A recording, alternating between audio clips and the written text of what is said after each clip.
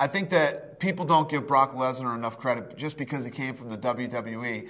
What people don't realize is this guy was a world-class wrestler in college.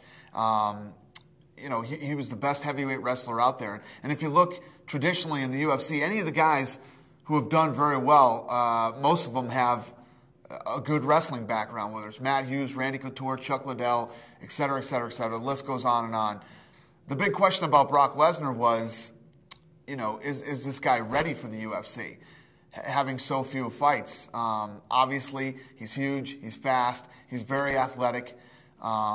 Anything this guy tries and sets his mind to, he excels at. And I don't think anybody was more confident about Brock Lesnar than Brock Lesnar. When I told him originally, I said, listen, the UFC isn't the place to learn how to fight. He said to me, I'm either good at this or I'm not, and I want to find out right now. I don't want to fight in small organizations. I want to come fight for the UFC. It's the biggest, it's the best, and like I said, I'm either good or I'm not. So we threw him right in there. Obviously, his first fight was against former heavyweight world champion Frank Mir, a guy who was either the best or one of the top 2 heavyweight submission guys ever in MMA history.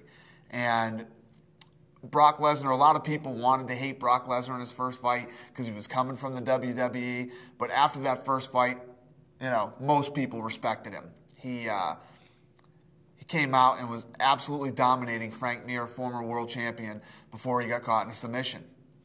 So after his first fight, obviously, there's a lot of questions. Did he come into the UFC too fast? Should he have gotten a lot more experience in the smaller shows before he got to the UFC? And he absolutely destroyed all those questions with his second outing against Heath Herring.